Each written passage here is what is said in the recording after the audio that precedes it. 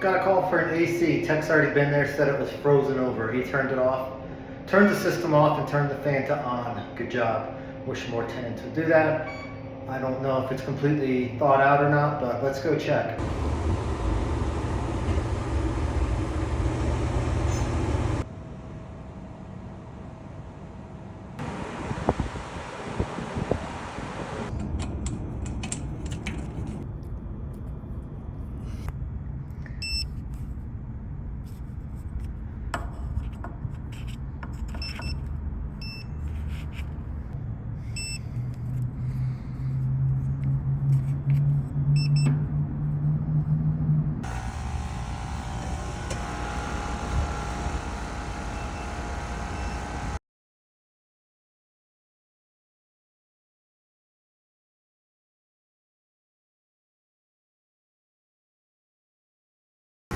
So those readings, low subcool, high superheat, that is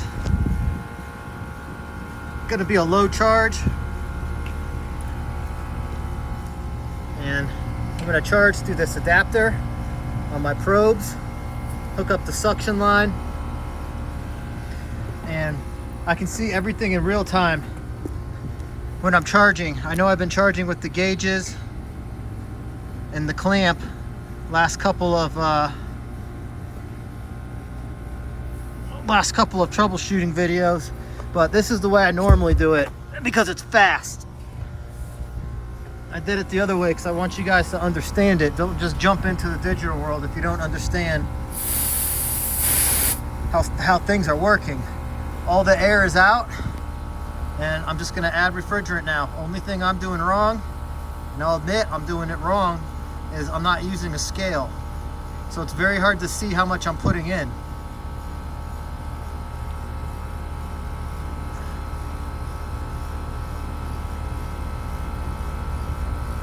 I do want to get this saturation on the suction above freezing, above 32 degrees.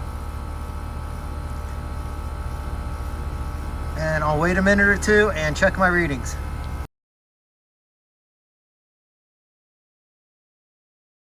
And this line, I just noticed, is actually very dirty. I want to clean this up and make sure that I have a really good connection. Doesn't make too much of a difference, but it's just good practice.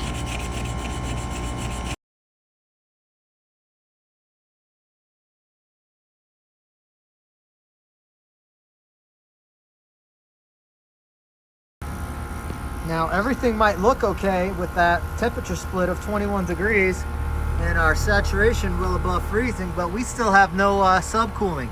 Don't pay attention to this. I'm using the probe on the liquid side, so we need to keep adding refrigerant until we can start stacking some subcooling up in this condenser, or it's not going to cool right.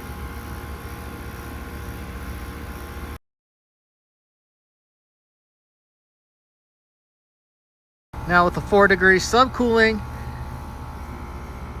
we're now stacking liquid refrigerant in the condenser, and it's going to shoot up fast depending on the size of the condenser, so it's very easy to overshoot it. So this is where you want to just do quick spurts,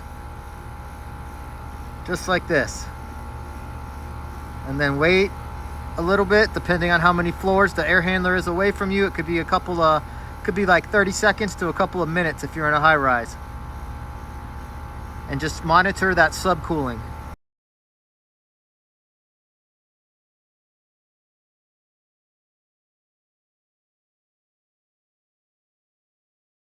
I am done charging this unit. God, it's bright out. Completely done charging this unit. Now I'm gonna go downstairs and see if we can find a refrigerant leak. This is not a huge leak, so it might be hard to find. Let's go check it out. Always power on your leak detector from outside of the area you think the leak might be at.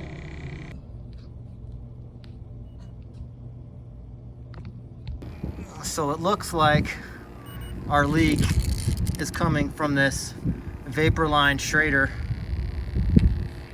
and it's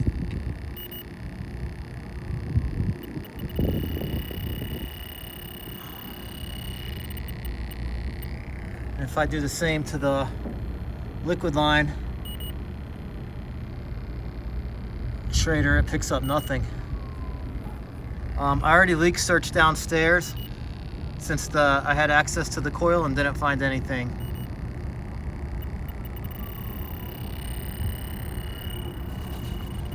See if I can reseat this. If not, I'll have to go grab a Schrader tool.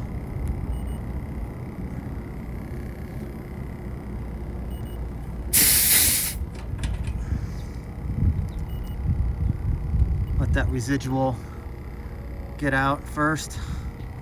Sometimes you can just tighten these. Let's see if it turns any. I'm not getting anything, so I'm gonna have to replace this valve core. I've got a brand new one right here.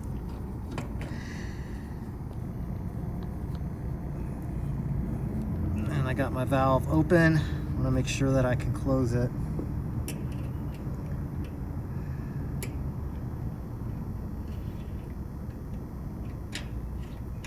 And then tighten down on this.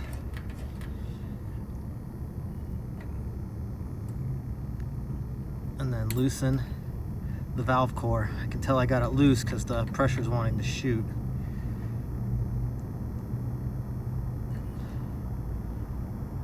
See that? I'm not pulling. That's the refrigerant pressure.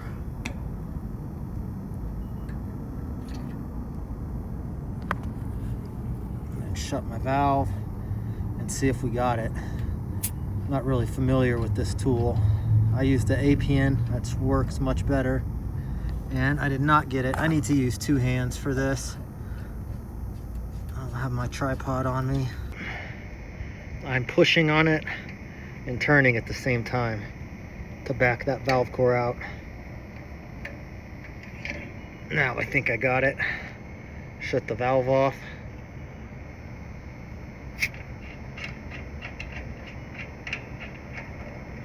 What the fuck? All right, I tried 3 times with this tool and I'm not able to get the valve core out. I don't know why. When I use the APN one, I never have a problem. I try and stay away from this cheap crap. Let's make sure that I got that sealed. And if this didn't reseal it, I'll have to come back with my tools some other day. This is why I hate using other people's stuff.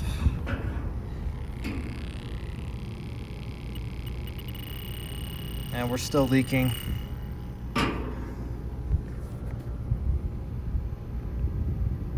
Make sure that O-ring's in there. It's not.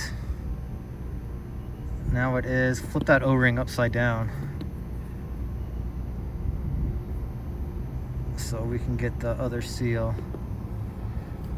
And let's see if I can get this to stop.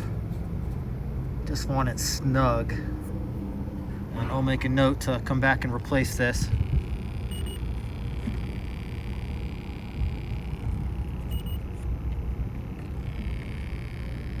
All right, so the cap is sealing it. No other leaks on the condenser. I will return for this one on another day. It's not leaking right now, but I don't want someone else to come behind me and take that cap off. So this fix is finished for now. We're cooling. See you on the next one.